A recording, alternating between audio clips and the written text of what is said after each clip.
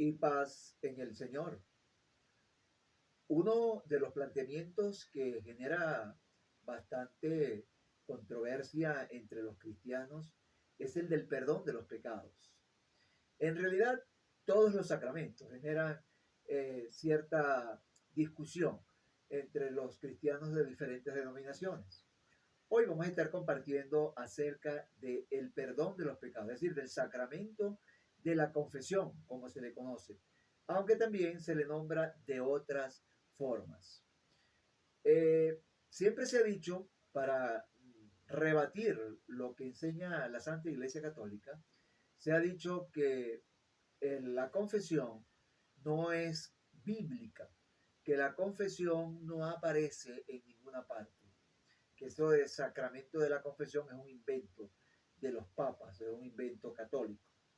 Cosa muy alejada de la realidad, porque verdaderamente es bíblica. Hay bastantes lugares bíblicos, bastantes citas donde se justifica este sacramento que instituyó el mismo Jesucristo. Y es contradictorio porque quienes aseguran que el sacramento de la confesión no es válido porque no es bíblico, siendo falso eso, dicen ser cristianos, dicen seguir a Cristo, pero no aceptan lo que Cristo enseñó y está planteado en las Escrituras. Hoy vamos a estar pues conversando acerca de eso. Y es importante destacar que antes de Cristo ya Dios lo había establecido en el Antiguo Testamento. De hecho, en el libro de los Proverbios, en el capítulo 28, versículo 13, se dice muy expresamente que el que oculta sus pecados no prosperará, y todo aquel que confiese sus pecados le serán perdonados. Entonces, es un principio ya del Antiguo Testamento, es un principio bíblico. Libro de los Proverbios, capítulo 28, versículo 13. Está bien clarito para nuestros hermanos que plantean que no es bíblico el confesar los pecados. Algunas personas dentro del catolicismo dicen, bueno, es que yo soy católico, pero yo no me voy a confesar con otro hombre pecador igual que yo. Un planteamiento protestante, además, porque yo me confieso con Dios directamente. Pero resulta que el Evangelio contradice eso, porque el Señor en diferentes momentos establece que los pecados deben ser confesados. Y podemos encontrar, por ejemplo, en el Evangelio según San Mateo, en el capítulo 12, versículo 31, donde dice el mismo Jesucristo que todos los pecados serán perdonados, menos la blasfemia contra el Espíritu Santo. Es decir, que debemos confesar nuestros pecados para obtener la misericordia del Señor, para obtener el perdón de esas culpas. Y pone una sola excepción, aquello que va contra el Espíritu Santo. El que ofenda al Padre, dice Jesucristo, será perdonado. El que ofenda al Hijo también será perdonado, pero el que ofenda al Espíritu Santo difícilmente será perdonado. Alguien pudiera decir, pero entonces hay pecados que son más fuertes que Dios. Dios hay algunas cosas que no puede perdonar y ¿dónde está su amor? Pues no, eso no es así. La misericordia de Dios es más grande que el peor de todos los pecados. Uno de los pecados más aberrantes humanamente es el aborto. Y sin embargo, una persona que se arrepiente de todo corazón, Dios le puede perdonar. Pero cuando Jesucristo se está refiriendo a que aquel que atente contra el Espíritu Santo no será perdonado, lo que nos quiere enseñar es que quien nos inspira la gracia para pedir el perdón, quien nos mueve el alma, el corazón, para buscar a Dios e implorar su misericordia, es precisamente el Espíritu Santo. Y si contra Él nos peleamos, y si a Él lo ofendemos, lo rechazamos, no lo queremos, entonces ¿quién nos va a inspirar el perdón? O sea, automáticamente nos estamos nosotros cerrando la puerta a la misericordia de Dios. Dios va a estar siempre allí, dispuesto, abierto al perdón. Pero si atentamos contra el que es la fuente de la gracia, el Espíritu Santo, entonces estamos nosotros pues estrellándonos contra una pared.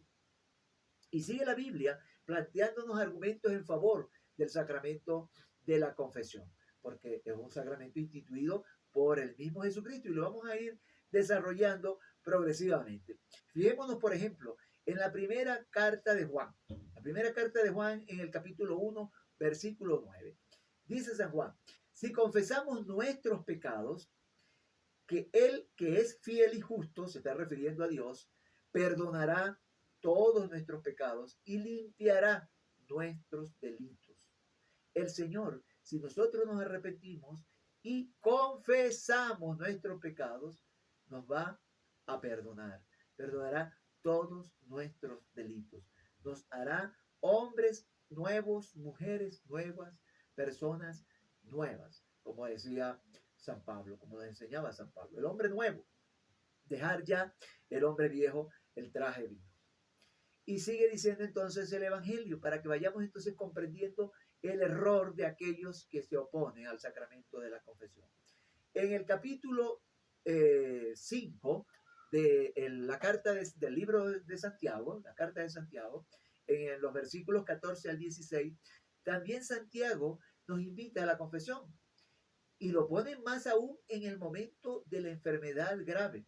Dice, cuando alguno de ustedes caiga enfermo, llamen al presbítero.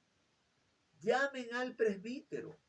Y dice además, y confiesen sus pecados unos a otros para que les sean perdonados. Es decir, yo no puedo confesarme directamente con Dios, yo no puedo confesarme con un árbol, con el viento, solo conmigo mismo. No, tengo que hacerlo con otro. ¿Y quién es ese otro con quien debo confesarme? Pues aquel a quien dejó Jesucristo como tarea el perdonar los pecados. ¿A quién dejó esa tarea? A los discípulos, a los apóstoles. Y estos fueron instituyendo sacerdotes, presbíteros, diáconos, fueron estableciendo la jerarquía de la iglesia para que fuese transmitiéndose la gracia del Espíritu Santo y fuese administrándose el perdón de los pecados. Entonces, Santiago también lo establece. Cuando alguien caiga enfermo, llamen al presbítero, confiesen sus pecados unos con otros. Que algunas personas pudieran decir, ¿y quién tiene capacidad para perdonar pecados más que Jesús, más que el mismo Dios? De hecho, así se lo planteaban al mismo Jesucristo los judíos de su tiempo, ¿no? ¿Quién puede perdonar pecados más que el mismo Dios? Eso lo encontramos en el capítulo 2 de San Marcos, en el versículo 7. Y de allí se pudiera agarrar a alguien para decir, yo no me confieso con otro hombre, porque el perdón de los pecados solamente lo puede administrar el mismo Jesucristo.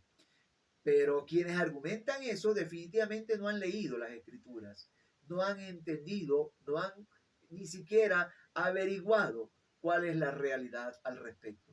Porque el mismo Jesucristo, antes de partir al reino de los cielos, después de resucitar, cuando se reúne con los apóstoles para despedirse, les dice, vayan por el mundo entero predicando el evangelio y a quienes les perdonen los pecados, les quedarán perdonados.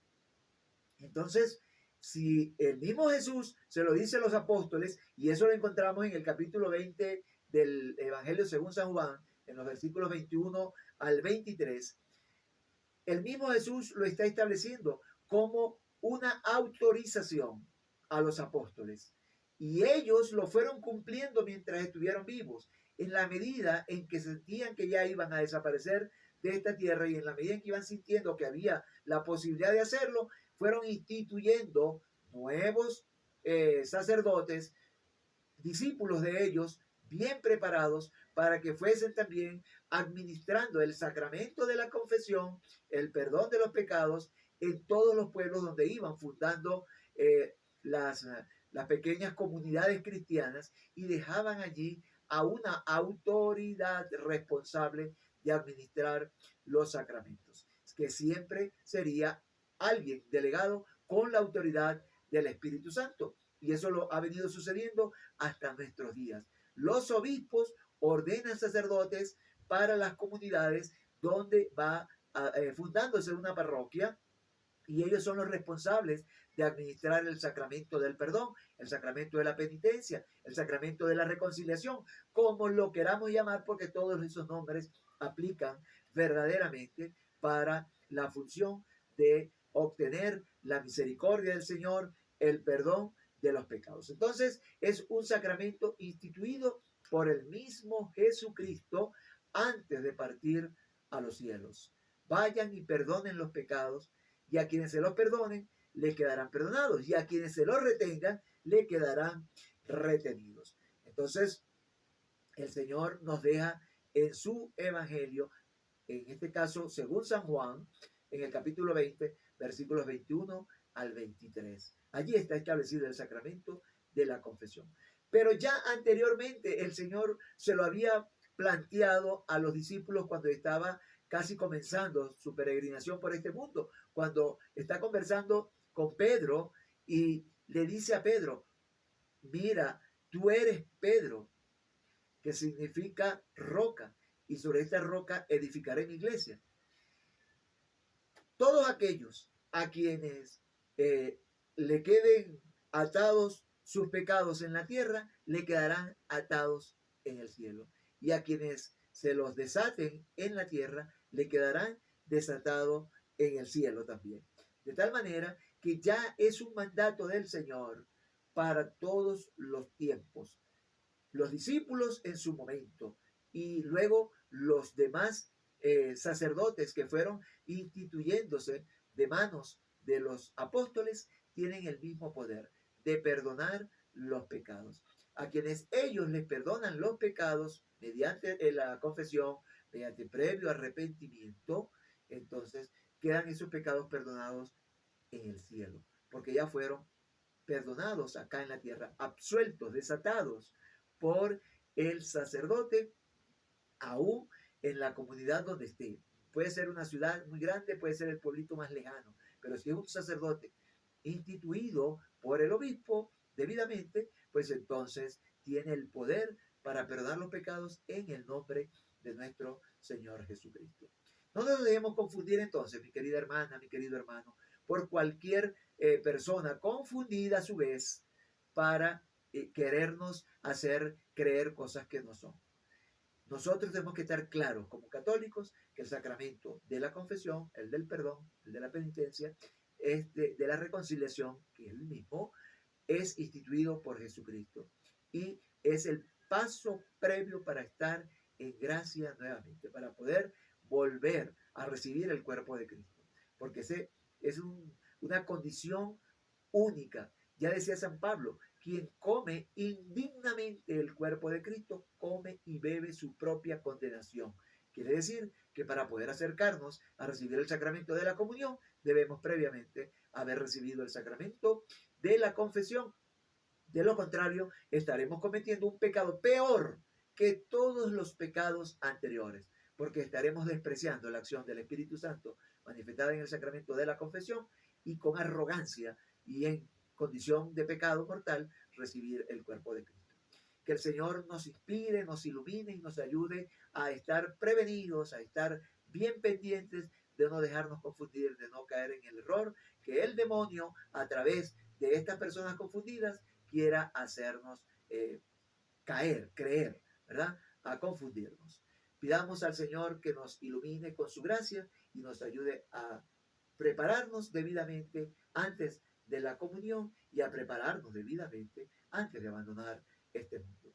Que el Señor bendiga tu vida y bendiga la mía y nos ayude a vivir dignamente nuestro compromiso cristiano y a comprender el valor de la confesión para estar en gracia y estar entonces en disposición de entrar al reino de los cielos el día que nos corresponda dejar nuestra vida terrenal.